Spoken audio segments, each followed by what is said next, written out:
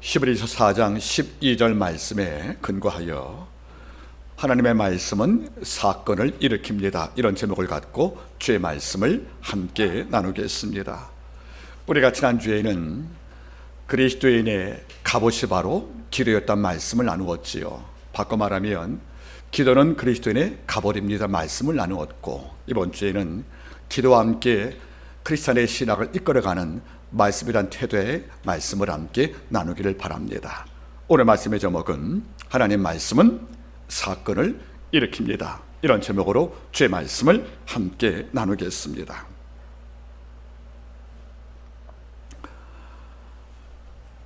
우리가 이 땅을 살면서 예수 안에 거하면서 경건 생활을 위해서 항상 묵상할 때에 늘 마음에 두어야 될 하나의 문장이 있다면 이런 말씀을 여러분께 드리고 싶은 마음이 있습니다. 어떤 말씀이냐면, 말씀과 기도가 없는 신앙은 가장 낮은 단계의 신앙이다, 그런 말입니다. 우리의 신앙 가운데서 말씀이 결핍되어지고 기도가 상실된 이런 신앙은 신앙의 단계 중에서 가장 낮은 단계의 신앙이 됩니다. 우리 상선들이 바다를 항해할 때에 그의 안전을 보장하는 두 가지 무기가 있는데, 이것이 바로 돛과 닷입니다. 돛은 바람을 이용하여 배의 항해를 돕는 것이고, 닷은 정박할 때마다 배를 묶게 해서 안전을 보장하는 것입니다. 이런 까닭에 돛과 닷이 구비된 이 배는 안전하지만은, 이런 논리로 적용한다면 신앙도 말씀과 기도가 융합되어서 함께 어울려야 이 신앙이 견고하고 아름답다는 것을 우리는 부정할 수 없다는 것입니다. 자, 그런데 여기에 문제가 있습니다. 많은 사람들이 기도에 대해서 수많은 책을 읽고 또 기도에 대한 말을 많이 듣기도 하지만은 실제 기도 안 하면 아무 소용이 없다는 겁니다. 우리가 성경을 하나님의 말씀이라고 수백 번 고백을 해도 우리가 직접 말씀을 읽지 않으면 이것도 아무 의미가 없다는 것입니다. 이런 가운데 우리는 실제로 기도하고 실제로 말씀을 읽어야 됩니다. 그래서 기도가 내 삶의 힘이고 하나님의 말씀이 내 삶의 분깃이 되는 이런 두 가지의 역할을 마음속에 담지 못하면 우리 신앙은 가장 낮은 단계의 저급한 신앙으로 살 수밖에 없다는 것을 우리는 부정할 수 없다는 것입니다. 제가 오전 기도할 때마다 한마음께 기도할 때 이런 기도가 반드시 포함이 됩니다. 하나님 아버지여, 우리 한마음교회가 하나님의 집이 되기를 원합니다. 이를 위해서 아버지여, 네 가지만 갖게 도와주옵소서. 그 첫째는 우리 한마음교회는 사람이 주를 이기지 못하는 교회가 되게 도와주시고, 우리 한마음교회는 말씀을 이길 수 없는 교회가 될 것이며, 우리 한마음교회는 육체가 성령을 이길 수 없는 교회가 될 것이며, 우리 한마음교회는 음부의 권세가 예수의 이름을 이길 수 없는 교회가 되게 도와주옵소서. 두 번째가 바로 이것입니다. 말씀을 이길 수 없는 교회, 즉 인간의 말과 우리 의견과 상식이 하나님의 말씀을 넘지 않는 교회가 되는 것이 바로 진정한 교회가 아니겠습니까? 가끔 제가 말씀을 드리지 않습니까? 하나님의 말씀이 침묵하면 인간의 목소리가 교회를 지배한다고요. 하나님의 말씀이 발성이 커지면 인간의 육체 음성이 침묵하게 되는 것이 아니겠습니까? 이런데 지금 많은 교회는 안타깝게도 사람의 말이 하나님의 말씀을 이기고 있습니다. 그래서 경험을 내세우고 또는 지식을 내세우고 사회적인 경영학을 투입해서 교회를 끌어가는 교회가 적지 않다고 생각합니다. 이런 까닭에 오늘날 가장 중요한 종교개혁은 다른 것이 아닌 잃어버린 기도와 말씀의 위치를 찾는 겁니다. 모든 성도의 양쪽 심장에 기도를 장착하고 말씀을 함께 창작을 채워서 이것이 내 삶을 끌어가는 유일한 힘으로 역사할 때 개인의 종교개혁이고 이것이 나가서 민족교회 개혁을 가능케 하는 힘이라고 저는 굳게 믿고 있습니다. 오늘 이 부분을 함께 나누기를 원합니다. 여러분들, 오늘 성경 말씀은 우리에게 이런 말씀을 남겨주었습니다. 하나님의 말씀은 살았고 운동력이 있다. 그리고 사위에 날쌘 검이 있어 어떤 예리한 검보다 예리하다. 그래서 그 검은 우리의 마음과 생각한 모든 것을 쪼개고 찔러 감찬다는 말씀을 남겨주었다는 거지요. 참 놀라운 말씀이 됩니다. 하나님의 말씀이 갖고 있는 위력, 그리고 하나님의 말씀이 갖고 있는 권세를 오늘 성경 기자가 우리에게 알려주고 있다는 것입니다. 저는 가끔 느껴보거든요. 인간이 언제 바뀔까? 어떻게 사람이 어떤 이유로 변할 수 있을까? 저는 분명한 답을 줄 수가 있습니다. 이것은 그 사람의 인격 가장 깊은 곳에 하나님의 말씀이 머물러야 됩니다. 그리고 하나님의 말씀이 그 영혼을 관통할 때, 그리고 말씀을 통하여 한번 내가 죽고 말씀을 통하여 한번 내가 부활할 때 그 영이 사는 겁니다. 말씀은 육을 죽이고 영을 살립니다. 그리고 말씀은 나를 죽이고 그리스도 안에 나를 살게 만드는 힘이 있다는 겁니다. 이래서 어떤 성도라도 하나님의 말씀을 대면하고 말씀을 경험하지 못했다면, 아쉬운 말로 표현한다면 아직까지 영혼의 어린 아이입니다. 이런 까닭에 하나님의 말씀이 내 삶을 관통할 수 있도록, 그래서 시편 119편 113절 말씀, 하나님이여 나의 행보를 주의 말씀에 굳게 세우시고 아무 죄악이 나를 주장하지 못하게 하옵소서. 이런 삶이 삶 속에 완성될 경우에 우리가 당당한 크리스찬 되어서 이 땅과 싸울 수 있는 힘을 얻을 수가 있다, 그런 말입니다. 오늘 히브리서 4장 12절 말씀은 말씀의 정체, 그리고 말씀이 갖고 있는 능력, 그리고 말씀을 경험한 자의 결과가 말씀을 함께 기록이 되어 있습니다. 이런 관점을 통해서 하나님의 말씀은 우리 안에 들어올 때 사건을 일으키는 이런 말씀이기 때문에 오늘 말씀을 통하여 말씀에 대한 아름다운 해부를 함께 나누기를 바라겠습니다. 오늘 함께 성경 말씀을 보십니다. 4장 12절, 하나님의 말씀은 살았고 운동력 있다는 말씀을 먼저 등장합니다.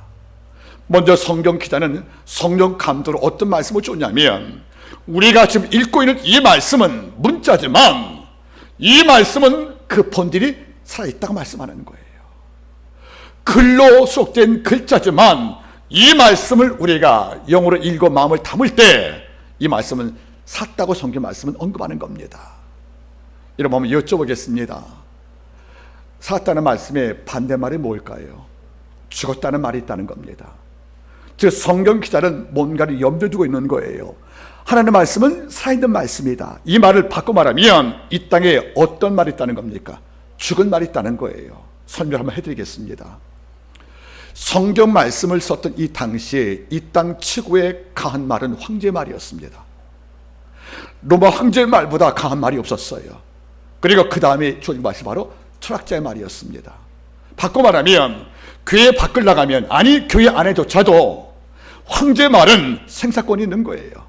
황제가 사형을 언도하면 누구도 거부 못하고 죽는 것입니다.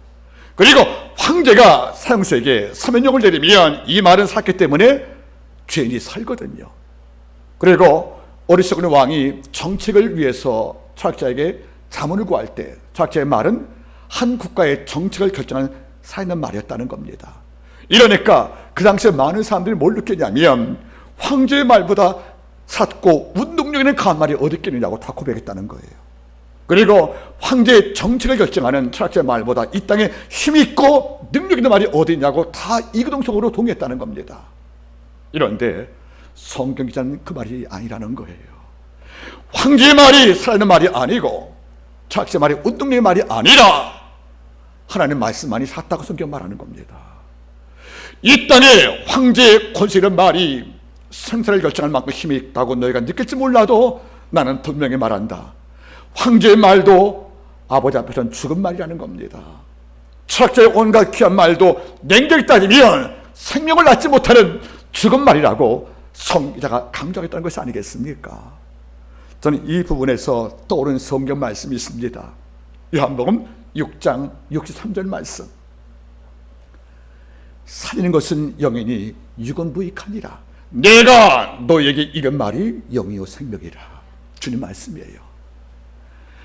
살리는 것은 영이라는 거예요. 육은 무익하대요. 그런데 내가 너에게 이런 말, 하나님의 말씀이 영과 생명이라고 주님이 증명했다는 겁니다. 바꿔 말하면 이 땅에서 살리는 말씀, 즉 살았던 하나님의 말씀이기에 우리를 살 수가 있는 것이고, 운동력의 말씀이기에 이 말씀 선포되면 죽은 자를 깨워서 우리를 살게 만들고 있다, 그런 말이거든요. 존 칼빈은 말했답니다. 하나님의 말씀은 부활의 말씀이다. 예수의 말씀과 대면한 자가 죽은 자가 없다는 겁니다. 설사 죽어 있다 할지라도 그의 말씀을 혐오한 자는 살았다는 거예요, 여러분들. 하나님의 말씀이 지나간 자리에는 소망이 생깁니다. 하나님의 말씀이 관통한 자리에는 평강과 질서가 잡히는 겁니다. 그리고 하나님의 말씀을 관통당한 자는 내 마음속에서 옛 것을 저버리고 위의 것을 구하는 놀라운 삶으로 부활되어 살 수밖에 없다, 그런 말이거든요. 누가 묻습니다. 목사님, 말씀과 기도 가운데 어떤 게 더 중요합니까? 이런 질문은 굉장히 나쁜 질문이에요. 저보고 최고사님이 좋아요, 정교사님 좋아요 보니까 똑같은 것이거든요. 여러분들 수성자매님, 신랑과 함께 중식집을 가지 누가 짬뽕 누가 짜장면? 범철 집사님이 둘 다 짜장면. 부부가 잘 살 겁니다. 저는 이렇게 말하는 거죠. 기도와 말씀의 중요성을 언급할 때는 무게가 같다는 거예요. 저는 이렇게 말합니다. 따라하겠습니까? 기도 없는 말씀은 무기력하고 말씀 없는 기도는 무질서하다. 같이 걷는 거예요. 기도가 내 삶에 능력과 권력을 준다면 말씀은 그 능력을 바르게 사용할 지혜를 준다는 거 아니겠습니까? 주는 말씀한 겁니다. 이 땅에 존재하는 모든 좋은 말들 얼마나 많이 있겠습니까? 시인의 글들이 있고 소설가의 문장이 있고 철학자의 많은 교훈이 담겨 있습니다. 이런 말이 아주 필요 없다는 말을 제가 하는 것이 아닙니다.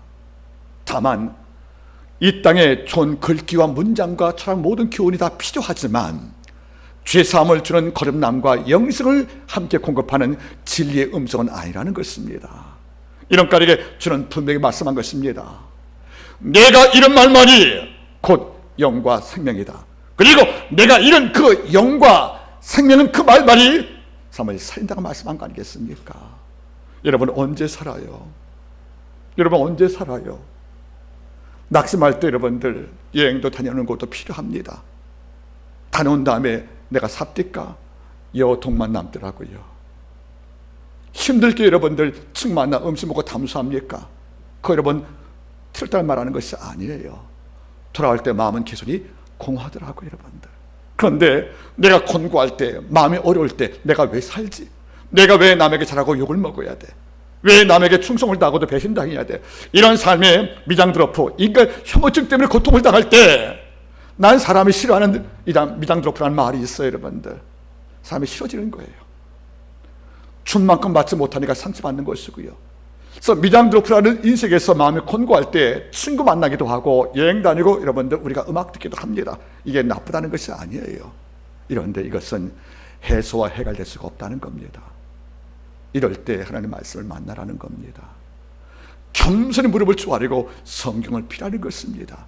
그러면 말씀을 찬찬히 읽어가는 과정 속에서 하나님의 말씀이 나를 읽고 이 말씀을 아침에는 위로, 저녁에는 치유, 그리고 저녁에 능력이 되어서 우리의 삶의 전부를 전부같이 회복시킨다, 그런 말이거든요. 여러분 잊지 마세요. 사울왕은 말씀을 버릴 때 버림받았다고 성경 말씀은 증언합니다. 늘 과거에 제가 언급을 하지 않습니까? 성경 말씀을 처음에는 내가 읽지만 나중은 성경 말씀이 나를 읽고 있다고요. 그래서 말씀을 읽고 나고 나면 마음이 정화되는 거예요. 영적 카타르시스를 경험해서 놀라운 환희를 느낄 수밖에 없다는 거 아니겠습니까? 여러분 돌아보기 바라겠습니까? 성경 기자가 말씀합니다. 하나님 말씀만 살아있다. 하나님 말씀만 운동력이 있어서 나를 힘있게 움직이게 만든다는 거예요. 힘을 주다는 것이 아니겠습니까?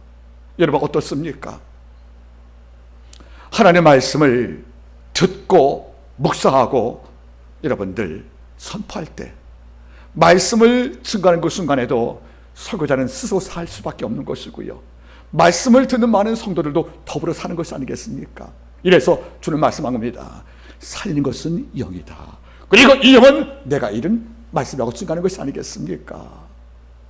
여러분들 말씀은 또 운동력이 있다는 거예요. 이 말은 다른 말하면 뭐죠? 보니까 말씀은 에너지를 갖고 있다는 거예요. 에너지를. 말씀은 우리에게 뭘 주고 있습니까? 절망을 파괴할 힘을, 그리고 낙심을 제압할 희망을, 그리고 더 나아가서 내 야망을 깨뜨리고 겸손을 배우게 할 만한 이런 놀라운 에너지를 이 말씀은 담고 있다는 거예요. 그래서 말씀에 출렁거리면 모든 성도가 춤을 추고 희망을 갖고 담대함을 얻게 된 것이 아니겠습니까? 말씀은 운동력이 있다고 그럽니다. 우리를 움직이게 만드는 힘이 있다는 거예요. 여러분들, 누가복음 5장 5절 말씀 바라보세요. 전문 어부가 고기 잡았는데 새벽까지 한 마리 낚지 못했대요. 이것도 기적이에요. 어떻게 전문가가, 여러분들, 초짜도 아닌데 밤새껏 갈릴리 호숫가에 여러분들 물의 흐름들과 고기의 방향을 읽고 있고 언제 고기의 출몰 과정을 알고는 이 전문 어부가 한 마리 못 낚았습니까? 이것도 주가 만든 이상한 기적입니다. 그런데 부정할 수 없잖아요. 그물이 비었으니까 올라와서 그물을 씻은 거예요. 내일 조업을 준비하려고. 그런데 목수분께서 오셔가지고 잠깐 배 좀 타겠대요. 그리고 여기서 긴 설교를 하십니다. 말씀을 증거하십니다. 밤새껏 노동했던 조업했던 어부에게는 휴식이 참 필요한데 원치도 않고 초청도 않은 그분이 올라오시어서 말씀을 증거했다. 근데 베드로가 묵묵히 참고 들어줬나 봐요. 여러분들, 다 들은 다음에 주께서 말씀하십니다. 얘야, 깊은 데 가서 한 번도 금을 던지지 않겠느냐고. 이미 다 훑은 바다고 금을 던진 절망으로 훑어버린 바다니까 없어요. 여러분들, 이런데 이제는 깊은 데 가서 금을 던지라는 거예요. 갈릴리 호수는 플랑크톤이 많기 때문에 모든 물고기가 수면 근처에 있습니다. 깊은 데 없다는 거예요. 물이 차니까. 그런데 고기 잡힐 수 없는 깊은 데 가서 또 금을 던지라는 말씀을 주니까 여러분들 수납할 수 있겠습니까? 안 되는데 사도 베드로가, 물론 그 당시엔 사도가 아니죠. 여러분들, 누가복음 5장 5절 말씀에 이렇게 말씀을 해요. 내가 밤새껏 한 마리도 낚지 못했으나 말씀에 의지하여 그물을 던지겠나이다. 말씀에 의지하여 그물을 던지겠나이다. 예수의 말씀이 경청될 때 베드로가 움직였다는 거예요. 밤새껏 조업해서 그냥 굳어버리고 지쳐서 낙심 가운데서 표정은 어두워지고 온몸이 지쳐 정말 주저앉고 싶은데 이런 몸뚱아리가 움직였다는 것입니다. 왜? 말씀은 나를 뛰게 만드는 힘이 있다는 겁니다. 말씀을 듣고 나면 움직인 것입니다. 순종했더니 그물이 찢길 만큼 잡혔고 동업자 불러서 2배 태웠다는 말씀을 성경은 증언합니다. 하나님의 말씀 뭐가 있다는 거예요? 운동력이 있다는 거예요. 에너지가 있다는 거예요. 이걸 경청을 하면 온몸에 전율이 오듯 내가 없던 기도하게 되는 것이고요, 못했던 섬김, 그리고 포기했던 섬김과 배려와 감사가 나온다는 겁니다. 생활이 어려워서 감사할 용기조차, 의지조차 나오지 않는데 말씀이 날 관통하니까 내 속에 죽어버린 심장을 깨워서 여러분들 다시 호흡을 시켜서 내 심장 가장 깊은 곳에 감사에 찬양하게 만드는 운동력이 있다는 것이 바로 말씀의 권세입니다. 아브라함 바라보세요. 이른 넘도록 수메르 땅에서 메소포타미아 문명으로 살아왔던 그 노인네에게 오늘 말씀했습니다. 내 본토 친척 아버지 올 떠나 내가 지살 땅으로 가라고요. 이 명령은 굉장히 나쁘게 말하면 폭력적인 거예요. 젊을 때라고 나이가 인생을 마감할 그 나이에 이민을 가란 말 아니겠습니까? 쉽게 말하면 그 나이 가서 뭐 합니까 여러분들? 더군다나 뭘 떠나는 것입니까 여러분들? 내 본토, 내 조국을 떠나는 거예요. 조국을. 친척, 내 보호자를 떠나는 거예요. 내 아비 상속을 포기하라는 거예요. 그러면 내 핏줄인 그 땅을 떠나면 남의 땅에서 나그네인데 나그네가 남의 땅에서 보호를 받습니까? 그건 친척 몇은 데려가야 내가 보호받지 않겠습니까? 또 나그네 가면 내 기업이 없잖아요. 돈이 없단 말입니다. 그래서 경제권이. 그러면 아버지 집에 상속을 받고 들어간 것이 마트가 있겠습니까? 근데 그 당시에 아브라함 아버지 여러분들 데려가 살아있지 않았습니까? 상속받지 못하거든요. 그러면 조국과 보호자 친척과 상속을 떠나는 아브라함은 어떤 몸이에요? 빈몸인 겁니다. 떠날 수 있겠습니까? 안 됩니다 여러분들. 그 다음 문제가 뭐죠? 내가 지시할 땅, 그 땅의 이름을 지명하지 않은 거예요. 그 땅의 이름을 아브라함에 감춰준 겁니다. 그냥 가래요, 여러분들. 갈 수 있겠습니까? 못 간단 말이에요, 여러분들. 이런데 창세기 12장 4절 말씀, 이에 아브라함이 여호와의 말씀을 쫓아갔고, 말씀을 들으면 납득이 안 가는 이 명령 앞에서 움직임이 왔다는 거 아니겠습니까? 그 결과 하나님께서는 빈몸대 아브라함을 채우려고 애굽 땅 왕의 봄을 주어서 은금을 안 채웠습니까, 여러분들? 이후에 잊지 마세요. 우리가 왜 게을러요? 우리가 무엇 때문에 주저앉아 있습니까? 왜 누워 있습니까, 여러분들? 이유는 한 가지예요.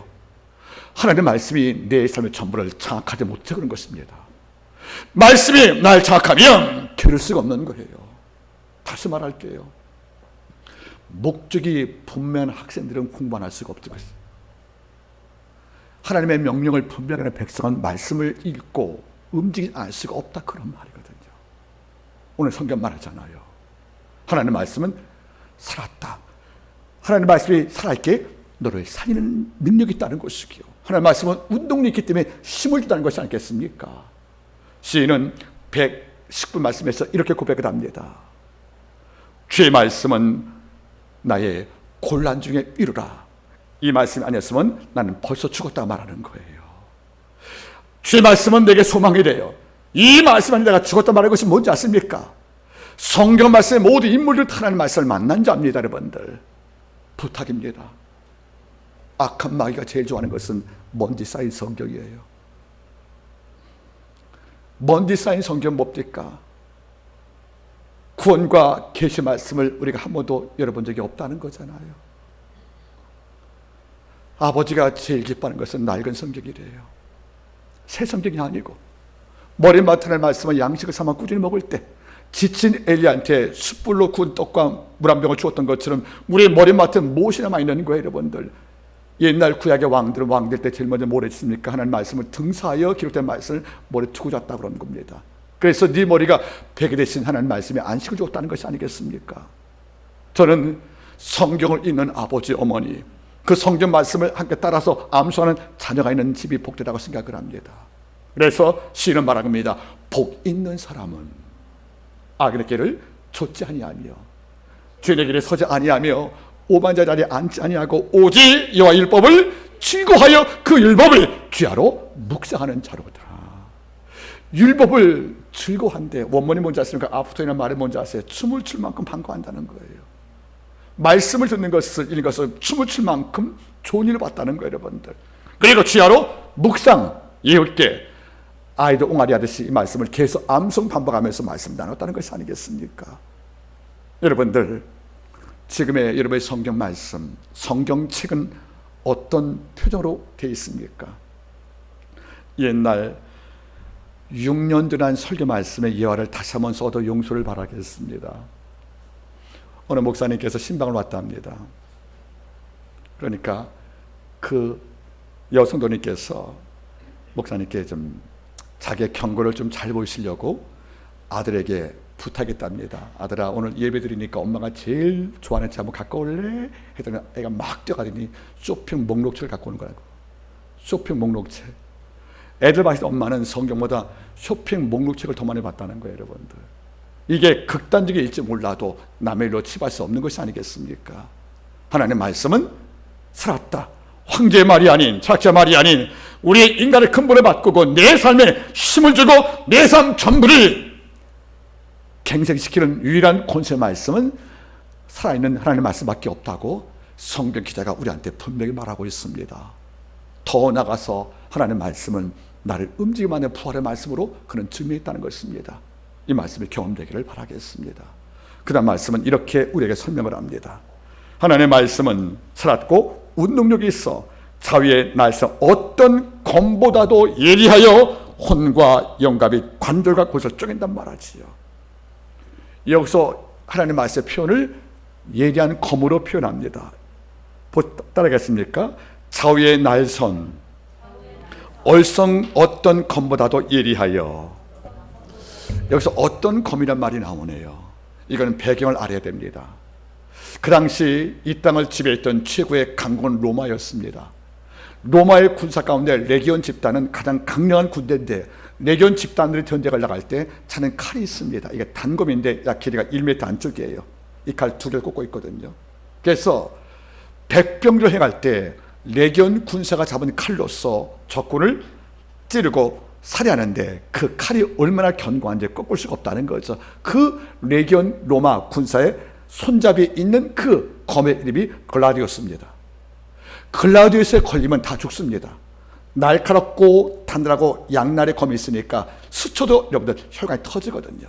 그래서 노르드 백성같이 로마와 싸웠던 국경을 맞던 이방 족속이 제일 무서워하는 것은 바로 로마인의 군사가 갖고 있던 글라디우스라는 칼이었거든요. 이 검은 이랬기 때문에 이 검만큼 무서운 게 없는 거예요. 왜? 찔리면 생명위협을 받는 것이니까.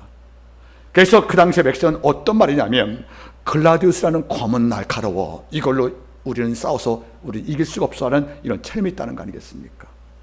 또 하나가 있어요. 짐승을 잡을 때 제 당시에는 칼이 바로 할라프거든요. 짐승을 깎을 때 여러분들 뼈와 살을 갈려면 칼이 날카로워야 되지 않겠습니까?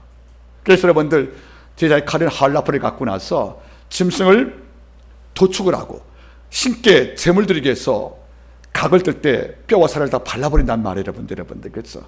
이 칼은 날카롭다는 거죠. 그러니까 그 당시에 예리한 검, 그러면 이 말씀을 기록할 당시에 많은 사람들은 두 가지 검을 떠오르는 거예요. 바로 로마의 검인 글라디우스, 제사장들의 검인 바로 할라프였습니다. 이것보다 날카롭고 이런 칼이 없다고 믿어왔다는 거지요. 이런데 성경과는 다르게 말하는 겁니다. 이것보다 더 예리한 게 있다는 거예요. 바로 말씀의 검이라는 겁니다. 말씀의 검. 이 말씀이 한번 내 영혼을 건들면 내 영혼에 붙어있던 혼과 영과 및 관절 골수를 다 쪼갤 만큼, 쪼갠단 말은 무슨 말이겠습니까? 푸스코라 말 뜻은 얇게 다 남겨 잘라버린다는 뜻이에요. 발라버린다는 말이에요. 여러분 어떻습니까? 이게 비유법으로 보시면 안 됩니다. 하나님의 말씀은 정말 검보다 날카로운 찌김이 있다는 거예요. 여러분들, 여러분 돌아보시기 바라겠습니까?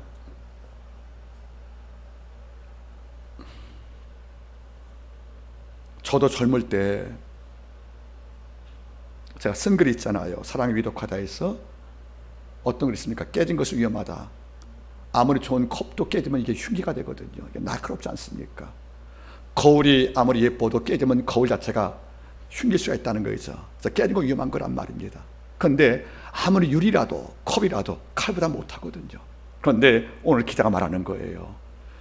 어떤 검보다 예리하다. 무엇이? 하나님의 말씀이. 저는 이 말씀을 처음에 비유인 줄 알았습니다. 근데 비유가 아니더라고요. 여러분들, 사도행전 2장 27절 말씀을 한번 기억을 해보세요.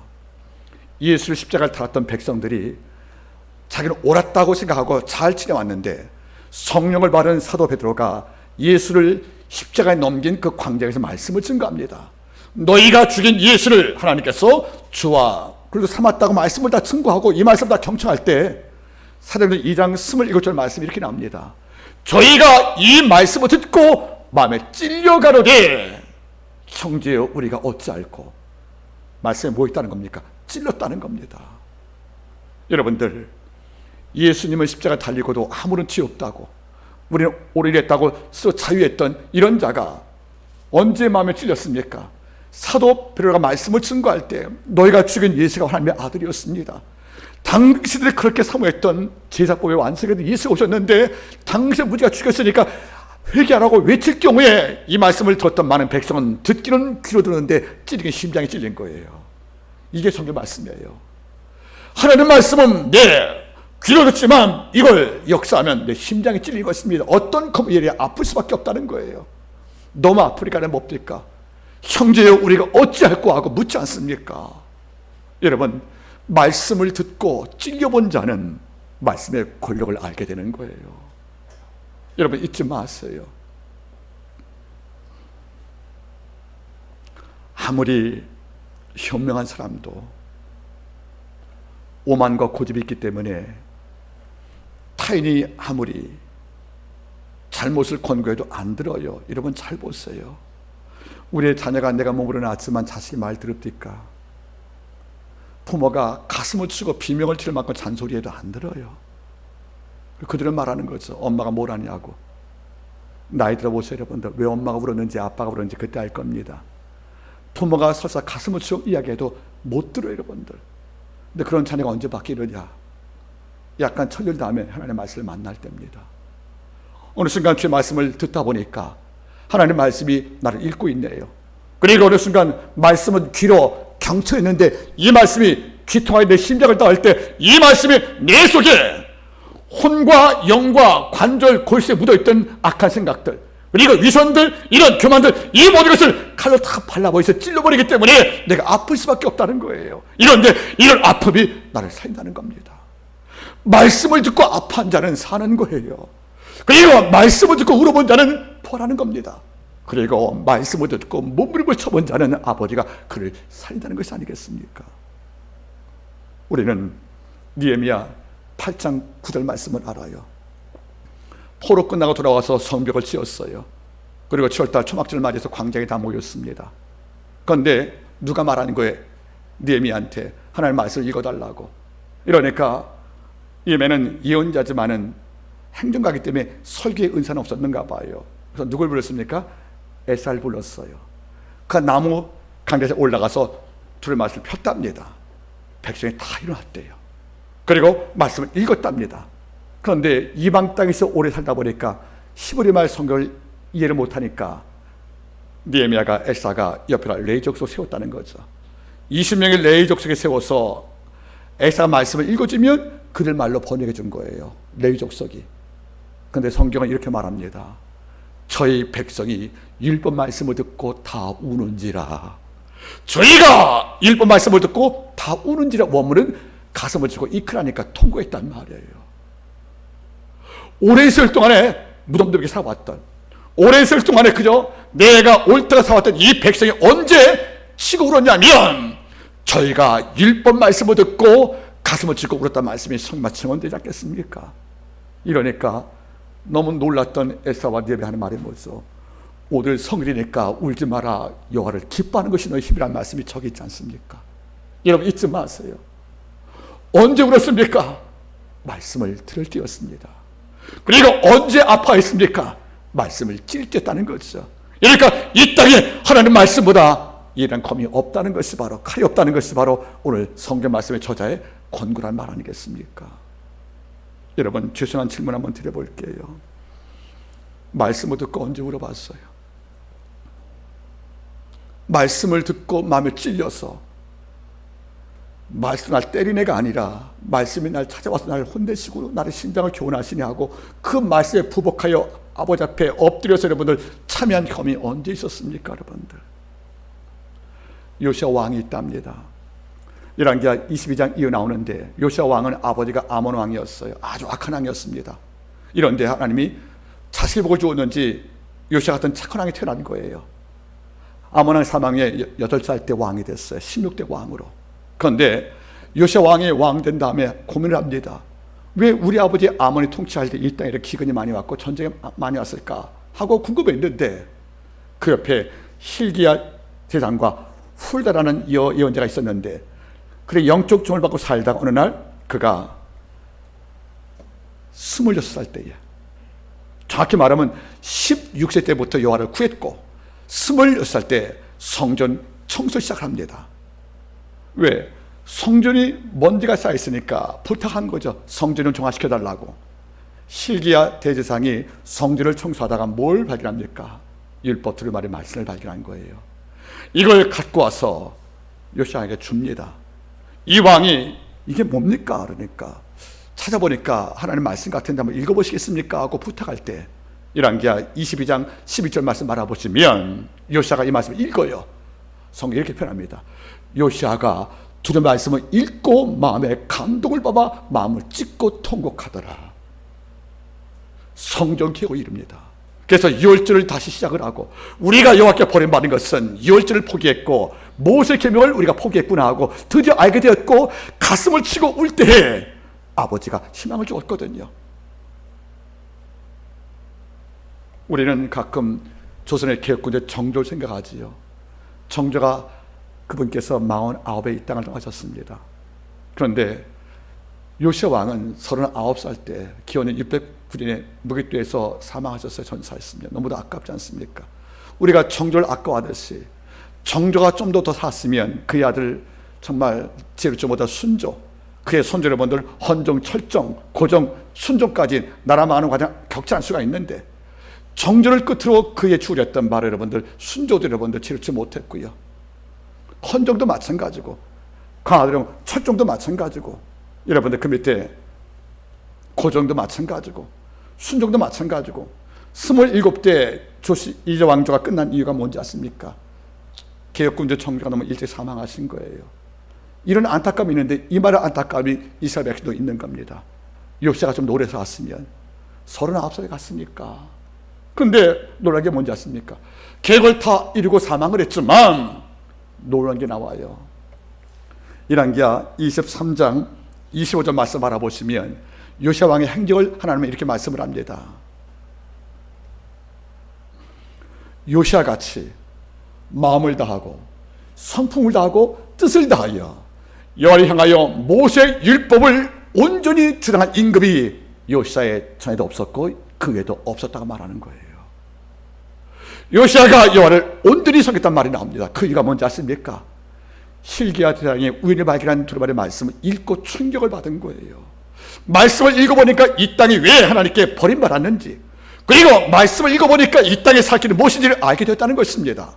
그래서 감동을 입고 원문은 성령의 충격을 받고 나서 마음을 찢고 회개하고 말씀대로 계획을 준행할 때 하나님께서 복을 준 것이 아니겠습니까?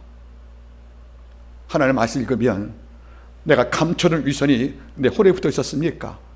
내 야망이 여러분들 골수에 붙어 있었습니까? 이걸 아버지가 다 발라버리십니다.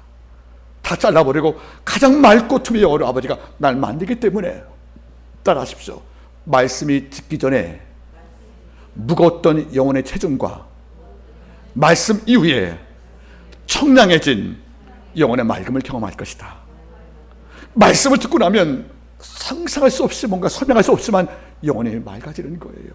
뭔가 환경은 그대로인데 내 삶에 어떤 변화가 주어지는 겁니다.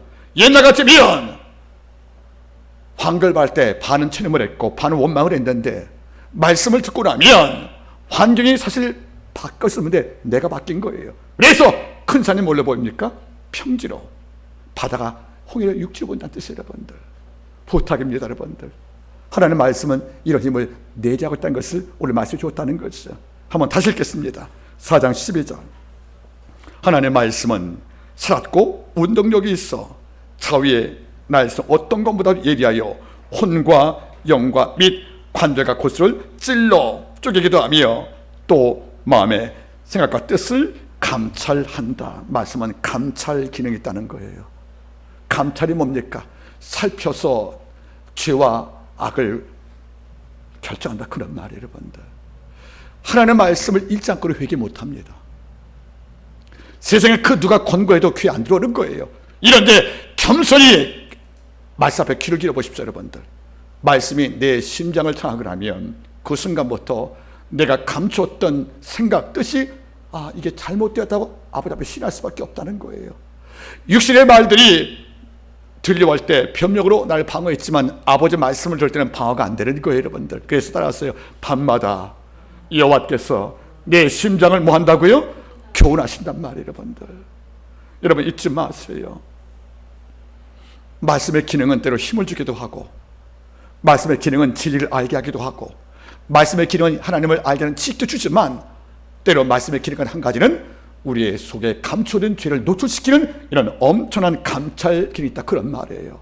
그래서 매일매일 말씀과 접촉을 하면 내 속의 악을 토해내고 자복하니까 괴롭지만 이에 주어지는 영혼의 평강은 더할 수밖에 없는 보석이라, 그런 말이거든요. 여러분들 말씀은 나를 조탁 깎고 다듬는 기능이 있다는 것을 잊지 말기를 바랍니다.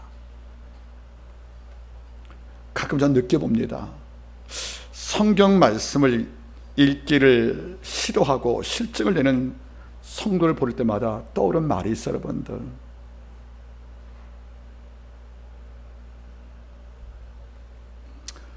육아이시라는 말 있지 않습니까? 조문도 석사가이라는 말. 조문도 아침에 돌을 들이면 석사가이, 저녁에 추기 좋다는 말. 그게 유교에서 한 말이에요. 그런데 부끄러울 때가 있는 거예요. 진리가 없는, 단순히 교만 남기는 이방 종교에서도, 일반 문화에서도 여러분들, 여러분들, 그 사람들은 조문도 여러분, 아침에 도를 들으면 석가사이, 나 저녁에 죽어도 원이 없다는 만큼 하는데, 우리는 그 정도가 아니지 않습니까, 여러분들? 우리는 그런 도가 아니지 않습니까, 여러분들? 우리는 생명을 지으신 하나님의 말씀인 창조의 말씀을 듣는 것이고, 이 땅을 이끌어내는 섭리의 말씀을 듣는 것이고, 날 향하는 아버지 약속 말씀을 듣는 것이고, 마지막에 심판과 총괄의 여러분들 계시 말씀을 듣는 것이 아니겠습니까? 어떤 말씀이건 여러분들 중요하지 않은 게 없는데, 이런 말씀을 들을 기회가 우리한테는 제공되어 있다는 거예요. 우리가 조금만 시간만 내고 마음을 쏟으면 말씀을 들을 기회와 공간과 시간은 너무도 많다는 겁니다. 근데 우리는 어떤 이유 때문인지 말씀과 별로 친하지 않습니다. 하나님의 말씀과 교제하기를 정말 부끄러워 힘들어하는 것이 맞다는 거 아니겠습니까? 잊지 마십시오. 지금 상태에서 내가 살기를 원한다면 살아있는 말씀을 듣기를 바랍니다. 침체는 내 삶이 활동력을 바라고 힘을 얻기를 바란다면 운동의 말씀을 듣기를 바라겠습니다. 더 나아가서 내 삶의 거룩과 정결과 아버지의 거룩함을 소화하려면 예리함 검 같은 말씀을 듣기를 바라는 것을 제가 간곡히 부탁을 드리겠습니다. 말씀을 제가 맺기를 원합니다. 하나님께서는 말씀으로 말씀하십니다. 하나님께서는 다른 방법이 아니라 말씀을 통하여 내게 말씀을 하십니다. 이런 까닭에 우리는 뭘 느끼냐면, 하나님의 말씀을 듣는 마음을, 하나님의 말씀을 듣기 위한 열정을 이 시간 기도하기를 바라는 것입니다. 그 이유는 말씀이 들려지지 않으면 이미 죽었다는 것이고, 내가 죽었으면 말씀이 들리지 않는 겁니다. 그래서 어떤 말씀이든 그 누구의 말씀이 아니고 날 향한 말씀으로 기억하고 말씀을 담을 때 이 말씀은 그래서 충분히 역사할 수가 있다, 그런 말입니다. 하나님의 말씀이 여러분 소재에서 먼지에 쌓이지 않기를 바랍니다. 하나님께서 이 시간 다시 말씀을 하십니다. 내가 이런 말이 영이요 생명이라. 이거 기억하시면서 오늘 하나님 말씀에 대한 삶의 열정을 다시 한번 기도하길 주님으로 부탁을 드리겠습니다. 기도하겠습니다.